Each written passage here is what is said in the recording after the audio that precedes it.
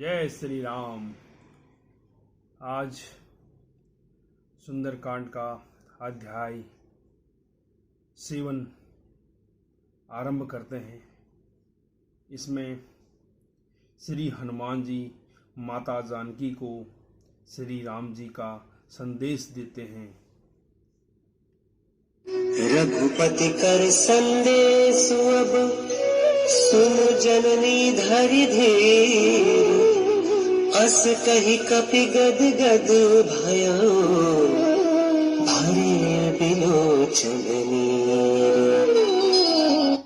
हे माता, अब धीरज धरकर श्री रघुनाथ जी का संदेश सुनिए। ऐसा कहकर हनुमान जी प्रेम से गदगद हो गए। उनके नेत्रों में प्रेमाश्रुओं का जल भर आया।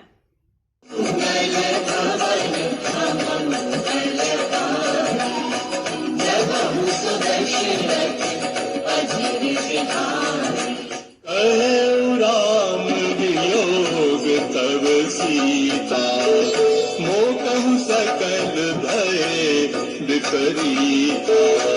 नव तरु तिस लय मनहु किसानु, काल निशासम निशि शशि भानु।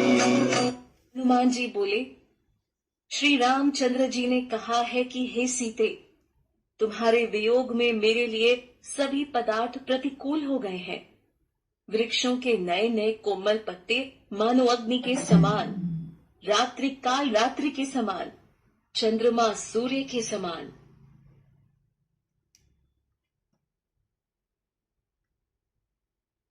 और कमलों के वन भालों के वन के कुवलय विपिन कुंत बन सरिसा, बारिश तपत तेल जनु बरिसा।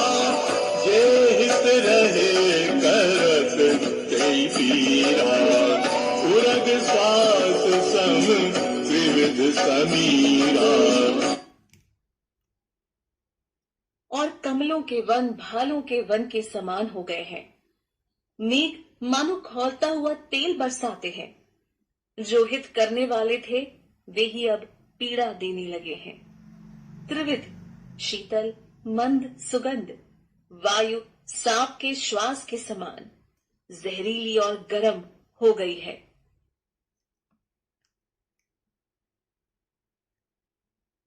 उनका मन का दुख कह डालने से भी कुछ घट जाता है, पर कहूं किससे? यह दुख कोई जानता नहीं। हे कहते कछु दुख घटी होई, काहि कहूँ यह जान न कोई। सत्य प्रेम कर मन अरु तोरा, जानत प्रिया एक मन मोरा। उनका मन का दुख कह डालने से भी कुछ घट जाता है, पर कहूं किससे? यह दुख कोई जानता नहीं। हे प्रिय, मेरे और तेरे प्रेम का तत्व रहस्य एक मेरा मन नहीं जानता है।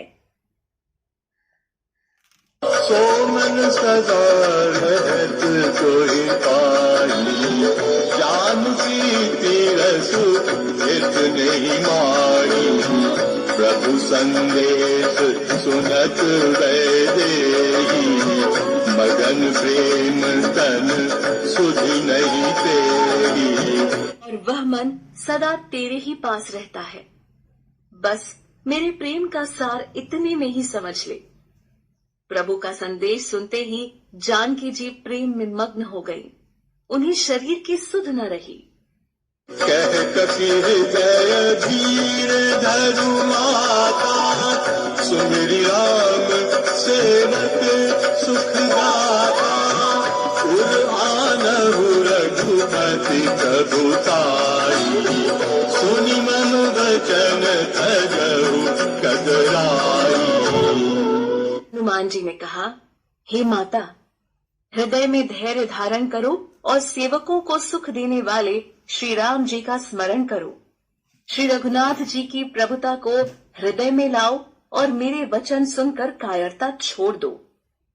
सीता माँ के हृदय में भयावह राक्षसों से विजय पर संदेह बताने पर श्री हनुमान जी ने अपना विशाल शरीर प्रकट किया, जिसे देखकर माता जानकी के हृदय में विश्वास हो गया। निश्चर निकर पतंग सम रघुपति बानु कृसानु जननी हृदय धीर धरु जरे निसाकर जानू। राक्षसों के समूह पतंगों के समान और श्री रघुनाथ जी के बाण अग्नि के समान है। हे माता, हृदय में धैर्य धारण करो और राक्षसों को जला ही समझो।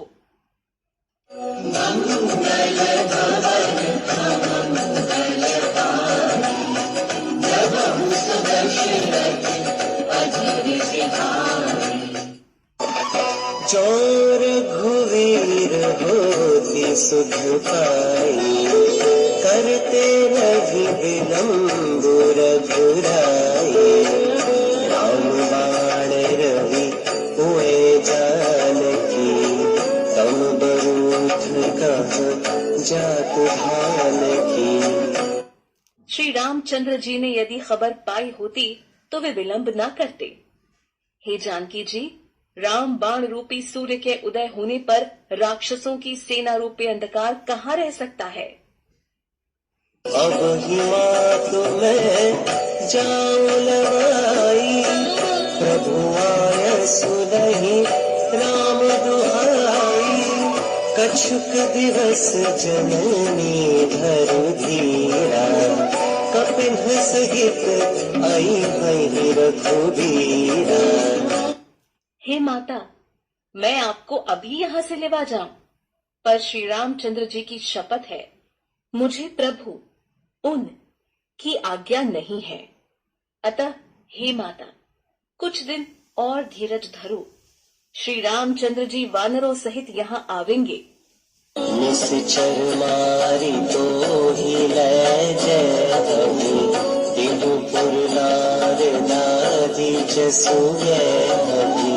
है सुत कपि सब तुम्हि समाना जातु धान अति भट बलवाना।